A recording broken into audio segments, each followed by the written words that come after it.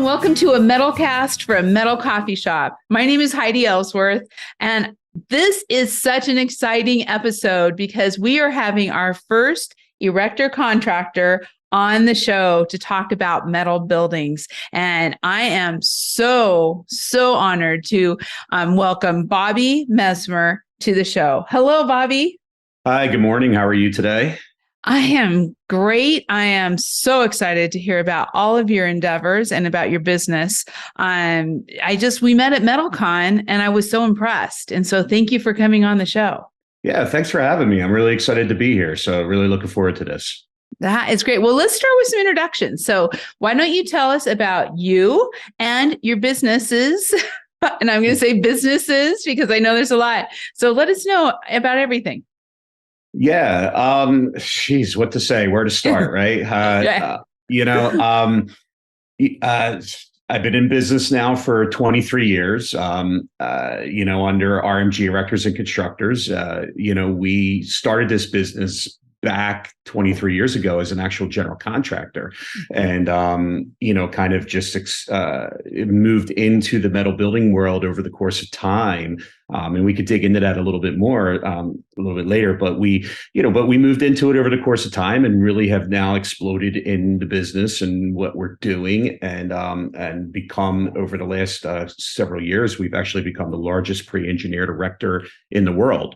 Doing what we're doing. Yeah. So it's a great story, like the background of that story of where we've come from and where we are, especially over the last 8 years, is really a good story. So we can circle back to that.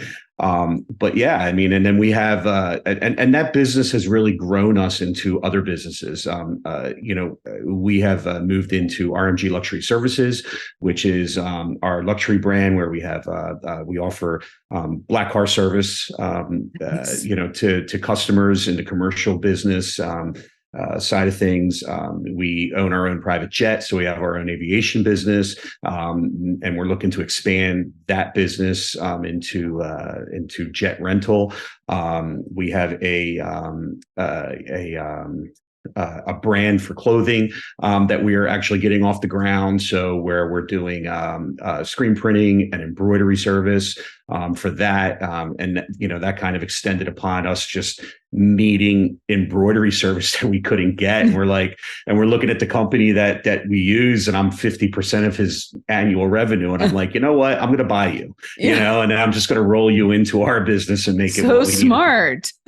Yeah. So that, that's kind of where we are. That's what we have as our brands. We have a real estate side of our company that we're growing as well. And it's exciting, and we're involved in a lot and in a lot of different things. And what you'll see though is that a lot of it is kind of like a tree, right? Like it all branches out and supports one another. And it's really comes from what we consider to be like a lack of service in different ends of the business. Yeah. And you've fit that need. You see the needs and you make it happen. Yeah, we fit the need and we do, and we try to make it happen. I mean, we're not perfect. I mean, we strive to be perfect. We try to set that bar really high, and we try to do what we need to do, to service everybody. Because again, we look at where the business has started for us, and where a lot of these sub businesses that we have, they've all started in the lack of service that we were getting. So we don't want to start a business and then produce that same lack of service that other people were getting or that we were getting. We want to grow on that and do it better. And that's really our goal. That is great. Well, I would love to start with RMG Erectors and Constructors because, we love the trades here at Metal Coffee Shop. We love hearing these stories. My dad was a general contractor. I just love everything that you've done. So kind of tell us that history of starting it out as a general contractor, where you're at today, and just more about that business. Yeah. So again, story goes back 23 years ago. Back in 2000, I came out of I was an executive for a national healthcare company that designed and built and developed assisted livings and nursing homes. My contract with them was done. I was pretty much burnt out, and I said, I'm going to start my own business. So let me go burn myself out a little bit more, right? But it's mine. Right. And My background is architecture and engineering. That's what I went to college for. And so I was like, I'm going to go into the general construction world. And that's what I did. That's what I was doing.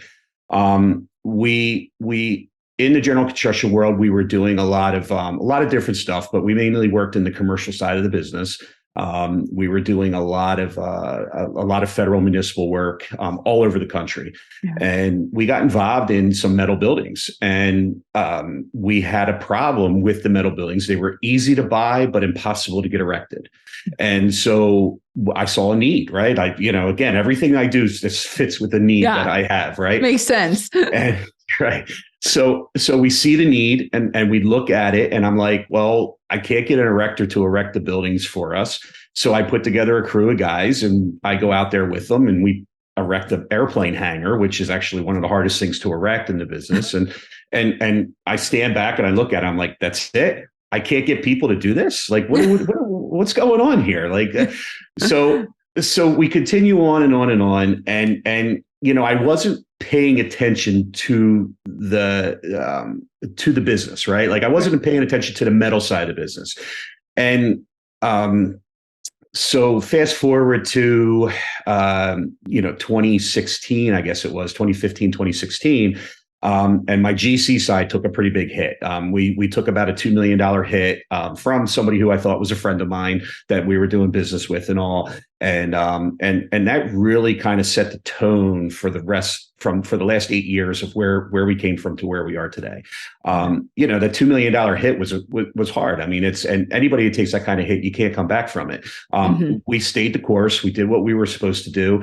I pulled $1.5 million out of reserves, put that money into paying my debts. Still had some debts that I still had to pay that I just couldn't pay off at that time. So now I'm out $3.5 million, right? Like, so I'm really, I'm really behind the 8 ball. Like that's, and people are like, you need to bankrupt, you need to do this. I'm like, no, I can't.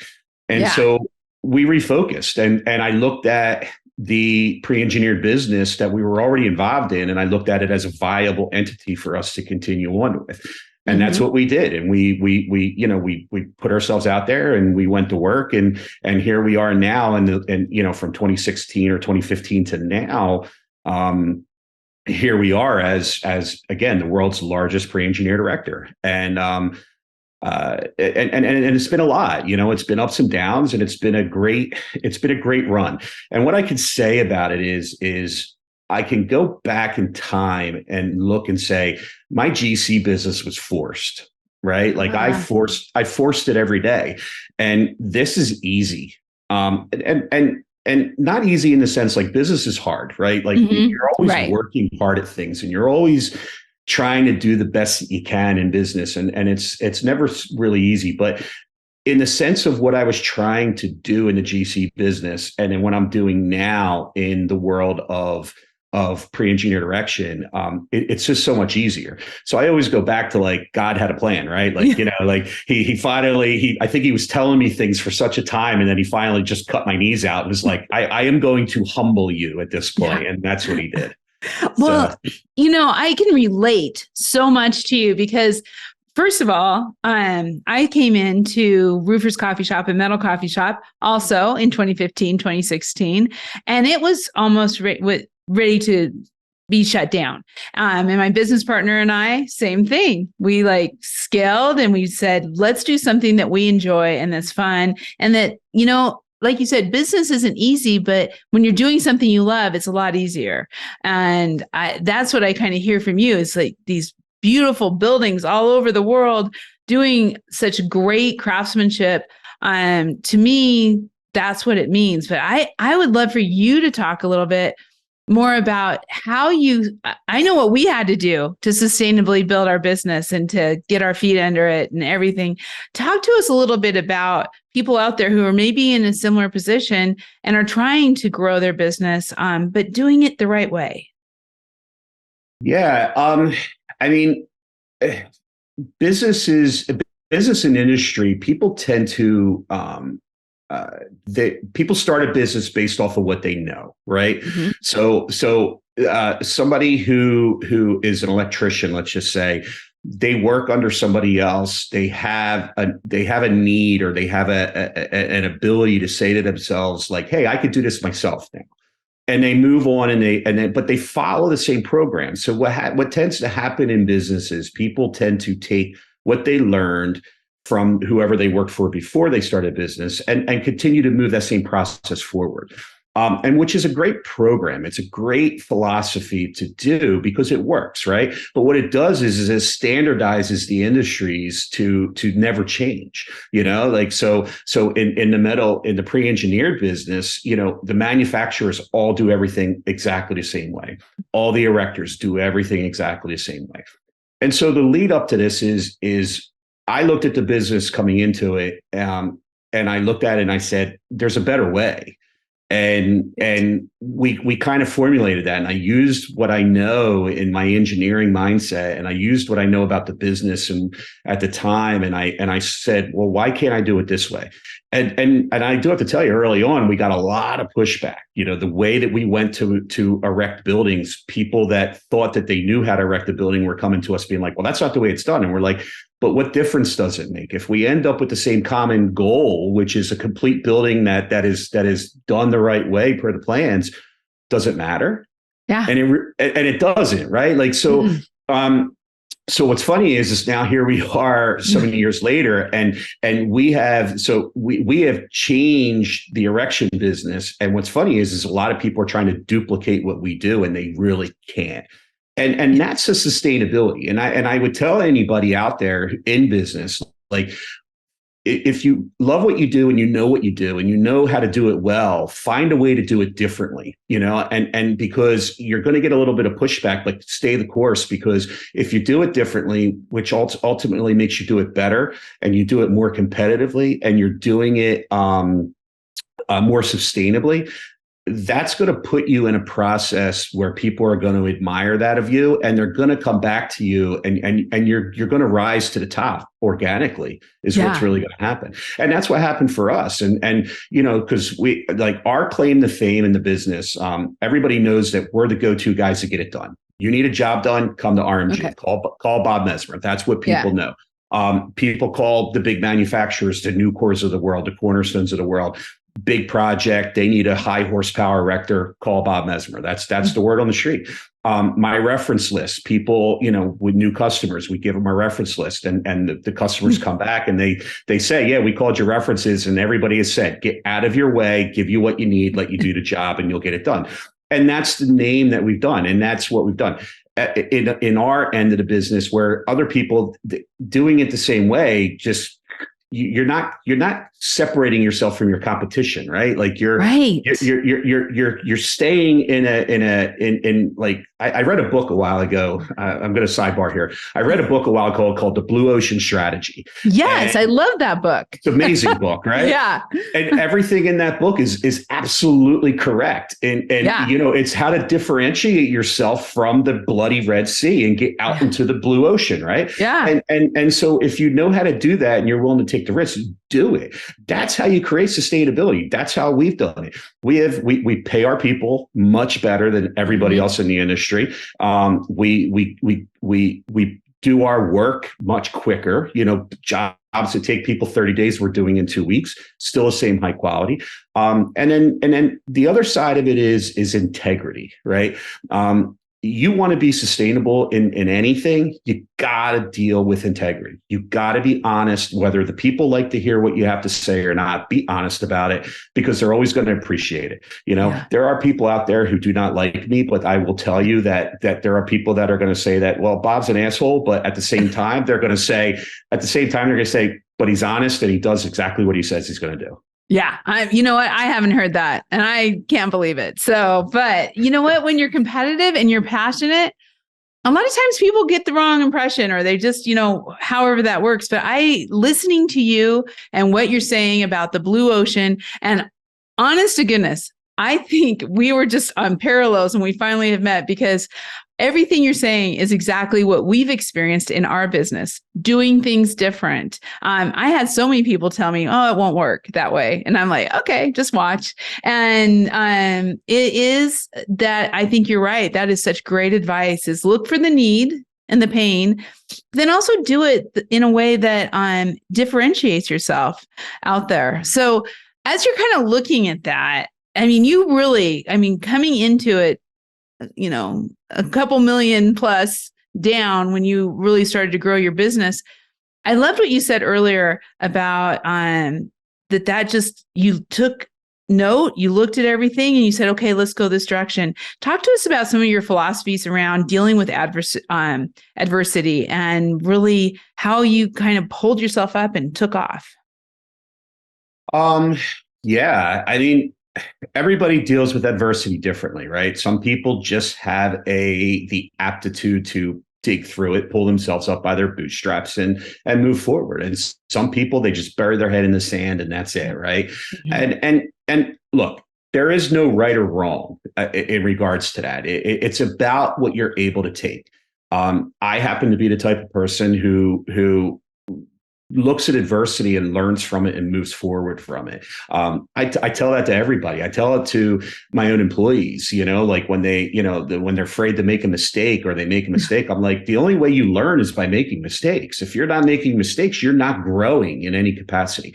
And I think that if more people really took that and took that mindset of, look, I made a mistake, or this happened, what's my takeaway?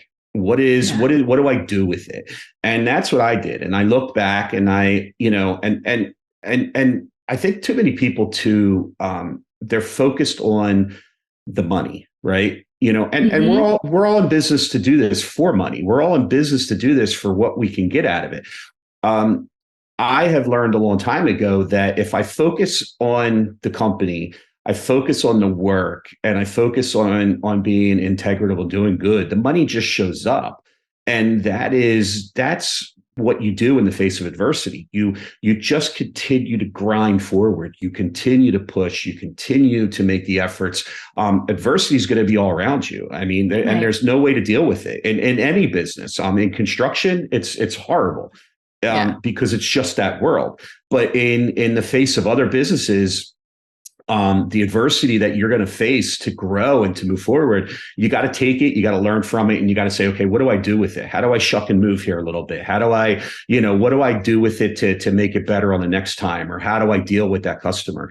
I wrote, we write these articles for Inc. magazine, and I wrote an article not that long ago, and it talked about the PIA customer, right? Like, and how you deal with that and what you do with it. And some people, they take the PIA customer and I believe they do all the wrong stuff with it. They where I look at it and they're a pain in the ass customer. Yeah, maybe I won't work with them again. But at the same time, why? Ask the question, why? Why are they a pain in the ass? Well, maybe they're just a pain in the ass to be a pain in the ass. Maybe they just don't want to pay you because that's just their nature. That's just what they do. But what can I do better next time where it doesn't have to happen that way? Right. And we don't have to deal with it. So all of that is diversity. It's how you deal with it. So in our sense, to go back to me and what happened to us, 8 years ago. Look, it was hard decisions. Hard decisions had to be made. I honestly, I'll tell you, I almost lost everything at the time, but I stayed the course. I stayed with it. I do have to give credit to my wife. She was a great support team, sitting there pushing me and the sacrifices that were made. And then I surrounded myself with good people, and I continue to do that, and surround myself with good people who are supportive, who understand. And then that allows you to have the strength as a leader to say, hey, I can do this, and this is what we're going to do, and we're going to move this forward, and that's what we did. We just hunkered down, and I got out there, and I also got out there, and I worked with my guys, every day, like I traveled with them over the road. I was out there, and we rebuilt this thing from nothing, from grassroots to turn this into what it is, and training up our guys and being out there and showing them the right way that I want it done and the way that we need to work this. And now we have all these teams of guys that are just subsets of all that learning process through. And we just kept moving. And really, that's what you got to do. I agree. And, having gone through the recession earlier, I can remember being in sales out on this road, and people are like, nobody's going to buy anything. And I was like, well, I'm going to get up and I'm going to go talk to people, and we're going to, and they bought, because life doesn't stop, but it is about the work ethic and getting out there. I do love your PIA. And I have to admit, Bobby, when you first said that, I was like, PIA customer, what's that? So I love that.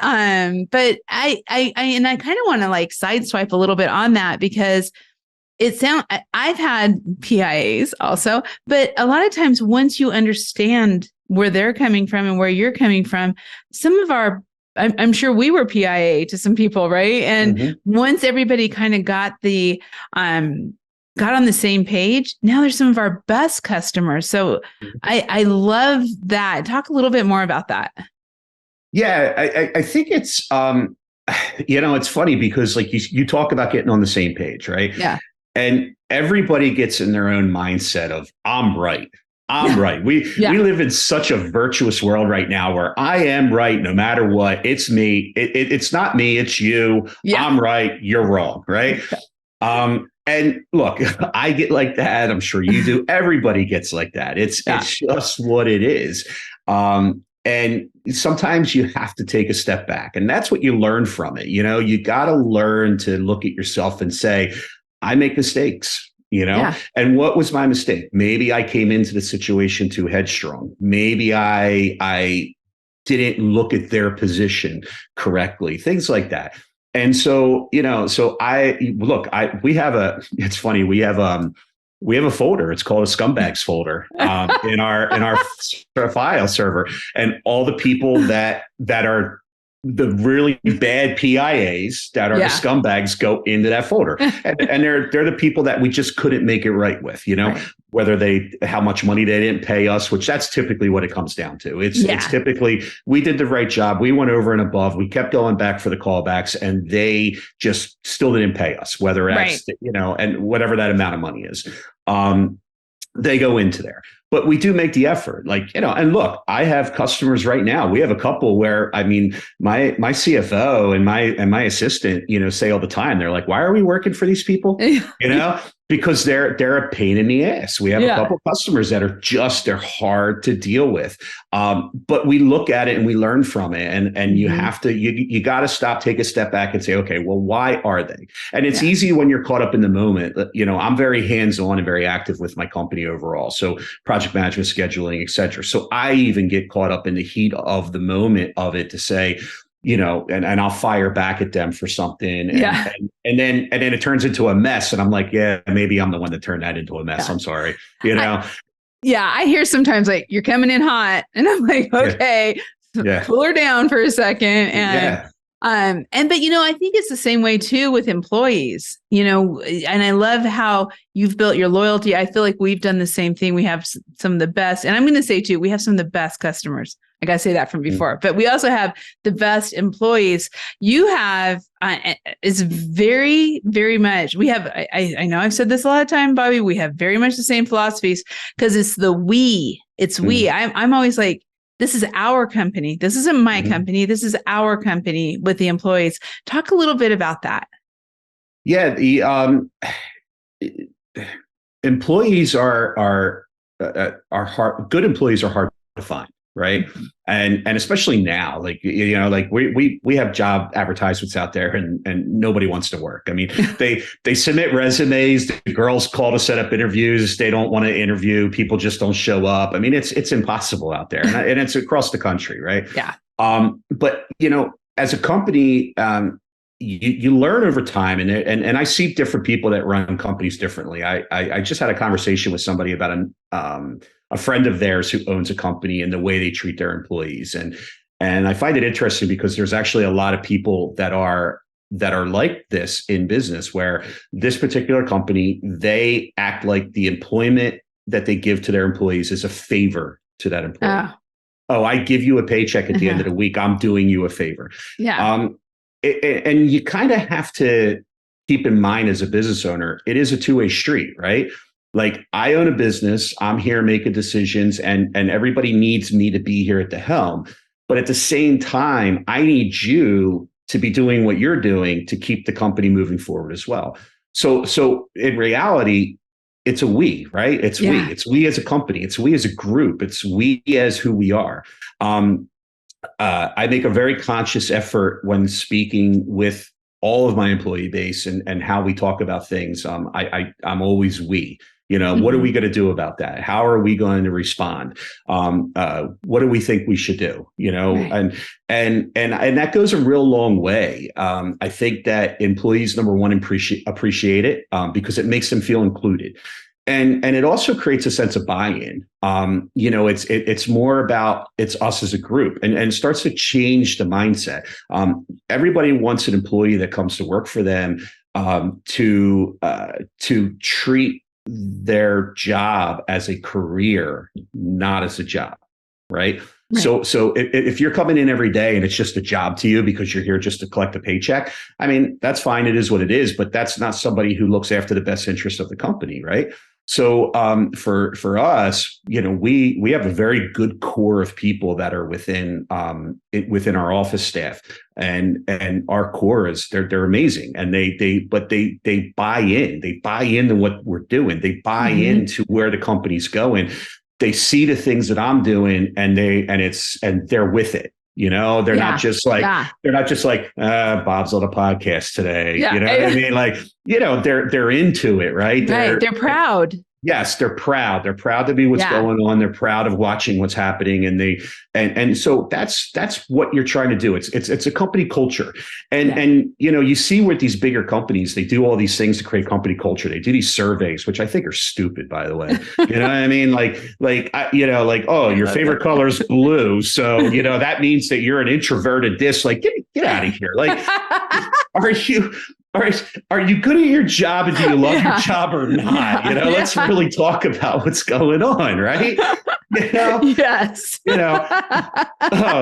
Totally agree. The splat of ink on the piece of paper looks like a spider to me. Oh, you got mental issues today. Like, sorry, I didn't have my cup of coffee yet. Thanks. So, okay. Right. But so it's when it's you honesty. I love that. I mean, it's honest communication. I think we get too caught up in not having that honest communication that is so important between absolutely just being good people. Yeah. And you see it like when you don't have to give away everything in order to have a loyal employee base. Right. It's just about the respect and making the employees feel like they're part of what we're doing. Yeah. And that's what it is. And the buy-in that you'll get and the support that you'll get, like, these, again, like and what happens is you get production out of them too. And it's not forced production. Like, everybody wants to crack a whip on their employees. Like be here because you want to be here, not because you have to be here. And right. I tell all my people that, like, don't be here because you have to. Be here because you want to be a part of it. And then set the bar high. Why am I setting the bar high? I have had many people tell me, "Oh, you set the bar too high for your employees, and that's just because you're trying to maximize what you can get out of them." No, I set the bar high for my employees because I believe that they can reach the bar, and it allows them to reach to the potential that I see that they can do. And then what happens is when they reach that bar, they're proud of themselves for doing it. Yeah. And they're like, this is amazing. I didn't know I could do that. Well, I did. And there you go. So great. And then now guess what? I just moved the bar back up, Right. So, yeah. So, but you do it for yourself too. Yeah. Right. Absolutely. I'm right now, this is being recorded at the end of the year, at end of 2023. Of course, we're doing all the budgeting for 2024. And I'm like pushing those numbers because I'm responsible and I want to push myself too, along with everybody else. It makes everybody better. And then when everybody's better and everybody's working cohesively, you're running a good company. And then what happens is you don't have a lot of overflow of what I would call crappy people that are within the company, because the companies get big. They start hiring people. Now you got this muck that goes on in the mix of it, when really you could do a lot more with less. Be a little bit of a minimalist, at the end of the day when it comes to the operational, but do it based on, again, the people that want to be there and want to do it and be a part of exactly, and to believe in where you're going as a company. Yeah. Exactly. So circling back, with that we factor, that's what it is. So and then they believe in the we. they believe that it is us. This is us. And we are here every day because of us and our successes all our company. Together. Yeah, Yes. I love that. I love that. And having them involved, one of the things we've seen too is having our team members, we call them crew members, having our crew members involved in the industries that we're part of, right? Having them involved in what's going on in roofing and in erector and metal buildings and all of that. That has really been important too, because sometimes you think, oh, it's just our company, but it's the bigger picture of giving back to your community that really makes that huge difference. Yeah, absolutely. And again, it goes through all the bases, like you just said. Our field employees, they love it. They're super proud to be, part of the company and what we're doing there. I mean, we have a company party and guys want to come up and take pictures with me to send back to their families and stuff, so it's just, it's such a good thing. And you hope that then relays out into the rest of the industry, right? I love this industry. I love what we're doing here. I love the business. I love the niche business that we're in. I really do. And, and with that, you hope that what we're doing, I hope that what RMG is doing as a company in the industry really moves and resonates through the industry with people. And that's what we hope. And look, some people, they see it and they're like, hey, good for him. Other people, they're going to see it and they're going to be like, whatever, so, but it does resonate, right? And that's what you hope. You hope that people see it and people believe in it and then say, hey, I want to be like that. That's what I want to do. I want to treat my employees like that. That's what you hope for. Okay. Well, one of my next questions that I wanted to ask you, as I think you've already answered throughout this whole podcast, it's been great, but what's the difference between a good and a great leader? I have to tell you, Bobby, you've been answering that the whole time, but let's end this because you know what? I want to have you back. We were actually going to talk about M&A and selling businesses and stuff. We need to have a whole nother podcast on that one. So I say we'll do another one on that, but let's end this MetalCast today with kind of that good to great. How do you go from being good leader to that great leader? Inspiring the people around you. And again, I always go back to the biggest thing, which is integrity. You can't ever take that away from somebody. Right. And again, I think I said, I touched on it earlier, as long as you have integrity, you're never going to make everybody happy. But as long as you operate with integrity, people can never take that away from you. They can't, and integrity leads to honesty. And that's what makes you a great leader. It's about being honest consistently, about doing everything that you say you're going to do. And when you do that, people look at you differently and people will follow you and they will believe in you. And when you follow through with what you say to them, that's important. And I really think that's what it is. I think too many leaders out there stop and fall short of that because again, they're selfish. They're cited selfishly, right? Because it's more about the bottom dollar and this and that. Well, there's a bigger picture here, to be a great leader, you gotta stand in front and take all the hits, I'm the one that's out in front all the time. I'm never standing behind anybody and saying to any of my people saying, hey, you go deal with that. No, I'm in front. I will always be the one in front leading the charge. I am the one that will run off the line first into battle. And that's what people want because that's what makes a great leader. I'm willing to fall on the sword all the time.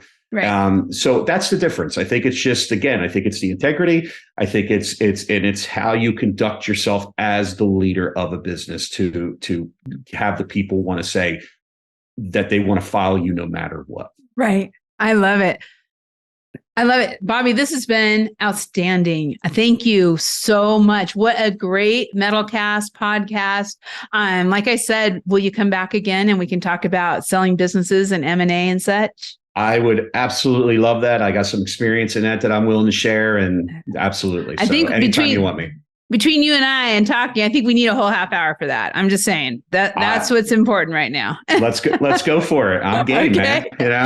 Well, and you're going to also be helping us and sending in some of your pictures, some of your great projects, everything so that we can get those up on Metal Coffee Shop. So for everyone out there, watch for Bobby's pictures, the jobs, RMG Erectors and Constructors. Watch for that. We're going to get them on the site. We're going to be having all kinds of, the stuff I love. I love seeing these buildings. And so we'll have a lot of that coming down the road. Bobby, thank you so much again for being on today. No, thank you for having me. This is great. And I look forward to being on again. Thank you. And thank you all for listening. You can find, like I said, you'll be finding more information about RMG as we get that up on Metal Coffee Shop. So watch for it. Also, be sure to check out all of our MetalCast podcasts underneath our navigation of RLW, Podcast, and MetalCast.